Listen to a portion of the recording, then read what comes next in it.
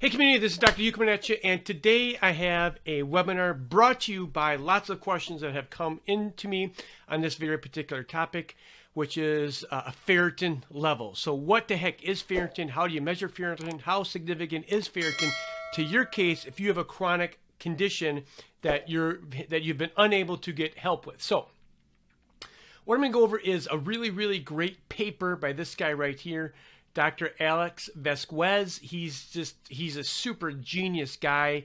He has tons of degrees behind him, and what I'm going to be going over is iron overload, hemochromatosis, which is a fancy word for just saying too much iron. Now, a lot of people have too much iron in their blood, and they have no idea that this is actually going on because it falls within the normal range. So I'm going to go over this paper. Now, what I want to tell you right off the bat is this is a very critical marker that you get checked. It's super cheap to get checked, but the conventional system does not check it. But every client that comes to me is checking this. So what ferritin is, it's a marker to see how much iron you have stored in all your entire organs. Your iron is so important that it stores it in every single organ in your entire body. Now, if you have problems with brain fog, brain fatigue, fibromyalgia, gut problems, whatever the problem is, and if you have too much iron stored in that particular organ, that organ is not going to work right. That organ is not going to function right. If you have too much iron in your brain, you're not going to have a brain that's going to function well. If you have too much iron in your muscles, you're not going to have muscles that fire right. If you have too much iron in your GI system, you're not going to have a good GI system. And it's very easy to measure this to see how much iron that you have in your organs. Now, I want to make this point very clear. If you go and get a ferritin test and it's elevated, like you can go give blood. There's a lot of things that you can do very simply, but you cannot just go get a ferritin check and say, oh, it's high, I need to go get blood drawn. You have to make sure that you're not chronically inflamed. Here's the caveat. Because when you're in chronic inflammation, we store more iron. All right, so let me say that again. When we're in chronic inflammation, you store more iron.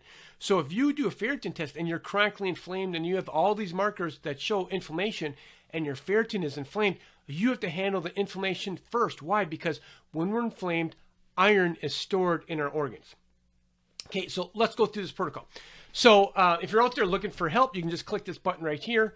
Somewhere along this video, you're going to see this PDF. If you want some help, there's an opportunity to schedule what I call a discovery call, which is you and I get on the phone and chat and see how we can help you. These are some of my specific videos on YouTube about ferritin levels, but really what I want to go over is this research article paper, so you know it's just not Dr. Hugh's opinion. There's actually research on this. Now, let me go over a client here. I didn't say a client. It's just someone on the internet. We've been going back and forth. I've been trying to help some people. So this is their lab. So you see ferritin right here. Now, he had no idea how significant too much ferritin is in his body. So you can see this lab range here, 30 to 400. That is a huge range. Anytime that you look at labs and they have a huge, massive range there, that's bad news. It's too broad, right? Where do healthy, normal, functioning human beings live? Okay, that's what we want to know. That's where do healthy, normal human beings live functionally wise? That's where we want to get that in the sweet spot. We want you in the sweet spot, not the Z spot, sweet spot. So what the article shows and what the research shows is a sweet spot is between 40 and 80. Okay, and I'll show you the reference on this. Between 40 and 80, that is the sweet spot. Meaning that if you have less than 40, you could be possibly subclinical anemia. If you have too much than 80, if you have more than 80, that tells you that you have too much iron in your organs, and your organs are rusting from the inside out. Let me say that again. The organs are rusting from the inside out. So if you put your bike outside, right, you put your bike outside and you let it rain there and rain for 2 months or 3 months, it's going to be rusted. So just imagine this is what's happening. This is what's happening when your organs are rusting from the inside out. Okay? So this is bad news. So when you have too much ferritin, your organs are rusting from the inside out, and you can take the most expensive IV glutathione, magnesium, all the supplements in the world. But if you chronically have high ferritin, high iron storage, high rusting in your body, your body's ability, your antioxidants They just get used. They see all this iron, your antioxidants, go and try and put water on the fire because this is rusting. We need to stop the rusting from happening. So any free glutathione you have, gone, right? Any antioxidants you have are gone because they're just focused on getting down the inflammation, getting down the oxidative stress. Oxidative stress are the little Pac-Mans that come around and eat all your tissues. So then you're in this vicious cycle of chronic oxidative stress, chronic Pac-Mans eating your tissues, chronic rusting away internally, right? Consuming all your reserves, consuming all your healing reservations, or not reservations, your reserves. All your healing reserves are depleted. You don't get better. Now, this is one component, man. See, this is like this is one component. Like when people come work with me, it's not one component. Like I'm checking maybe 100 different components, and we're focusing on 5 critical ones that are for your needs. So again, I just don't want to say just go out and give blood. That's not what I'm saying. Okay, so let's go over this. So this is bad news, right? And I told him that, and he's like, he had no idea. And this guy is a super smart dude, and he's researched a lot of stuff. This is where the small details come into play, man. Okay, so that's bad news. Now, so if you want to research this article, you can research this guy. He's really a genius. He's super good. Okay, so iron overload and genetic hemochromatosis. We're not be talking about genetic hemochromatosis. Some people have that. We're going to be talking about just high ferritin levels, high levels that are like in this range right in here, 284.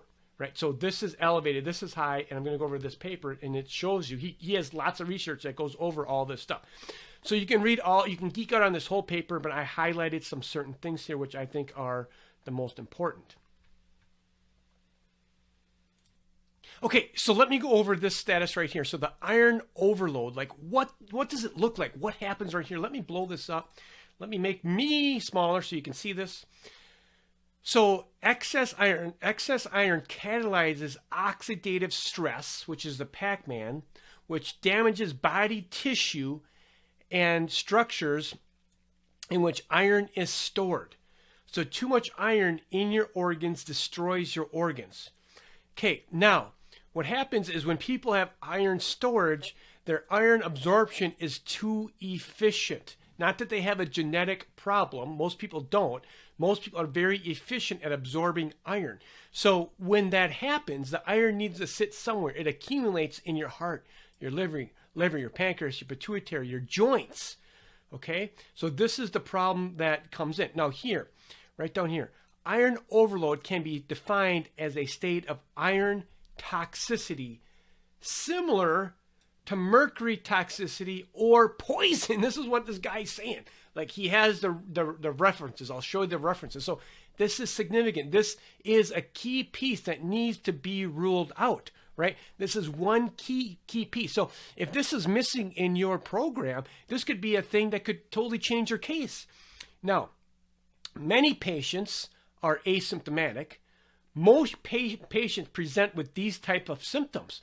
And if you're watching this video, I guarantee you have these symptoms: diabetes, muscle pain, cardio problems, liver problems, fatigue, chronic abdominal pain, liver damage, liver problems, abnormal glucose problems, musculoskeletal problems, cardio problems, all these things, endocrine problems.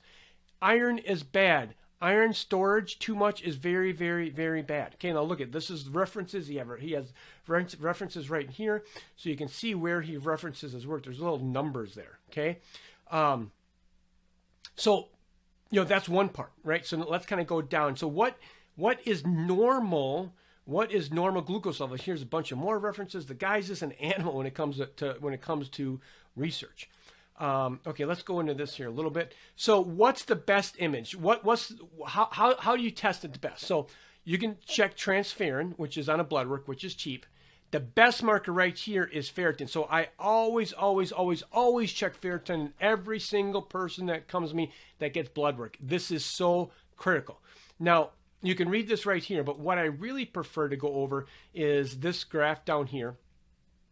So he says optimal iron status for most people is what?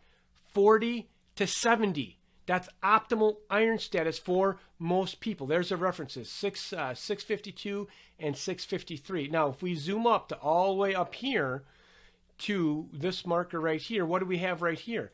284. Now, I'll tell you, I see lots and lots of people that have high ferritin levels, lots and lots, right? And they've never been checked, never been addressed, nothing until they come to me. And then we look at the problem. We actually look at the cause, the whole person as a human being, just not do the cheapest labs possible.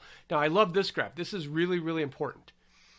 So this is where he summarizes basically what you want to do if you have these kind of problems. Okay, so let me go over this. So iron status. So we ran an iron status. We're going to run ferritin. So ferritin of 10 to 15 would be anemia, like subclinic anemia, or you're anemic, not enough iron. Healthy status, the sweet spot. This is where we want you at. This is where you need to be at to have optimal health, optimal recovery. Serum ferritin between 30 and 40. That's optimal. Now, this is what he states here. Moderate iron overload, moderate, is 80 to 160. I can't tell you how many people I see do labs that are over 80, that are over 160. A high majority of people that come to me with their chronic condition have that. All right. Now, let's go on to this. So 80 to 160 is moderate iron load, and then iron overload. Then he has over here, he says possible severe iron overload, and then down here he says probable. So this guy's really smart. He uses a lot of like words, right? So possible severe iron overload is if you get the transferrin over 40. I don't run that. I just check this ferritin. So check this out. Severe or possible severe iron overload is in women if your ferritin is over 160, and in men if it's over 200. Right? I see lots of women over 160, and I see lots of men over 200. Now here's probable severe iron overload is in women over 200 and men over 300. So this right here, this is where he goes over the optimal levels right here, excess and overload. So this is a really, really great paper. It's available to you. I'll give you the link so you can see the download. All right. So, but what I want you to get away at the end of the day is, you know, it's not always a simple thing like just take this supplement, just take that supplement. And rarely is it ever that, or your case would have been figured out. You need a practitioner, you need a functional medicine doctor that's looking at all these movable parts and guiding you through these things. I don't know everything. And I'm not saying or claiming that I know everything. And I'm not saying and claiming that I get 100% of my people better, because I don't. I get a lot of them better, but I do a thorough analysis where I'm not skipping or missing key components. Like this check really is something that's very basic and very cheap to run. It needs to be ran on everybody. And the doctor of this article, Dr. Vasquez, he even recommends that people should have this on a routine check, just like checking your cholesterol. So if you're watching this video, give me a thumbs up, subscribe. Love you guys. And remember, is where there's help, there's hope. Take care. Bye-bye.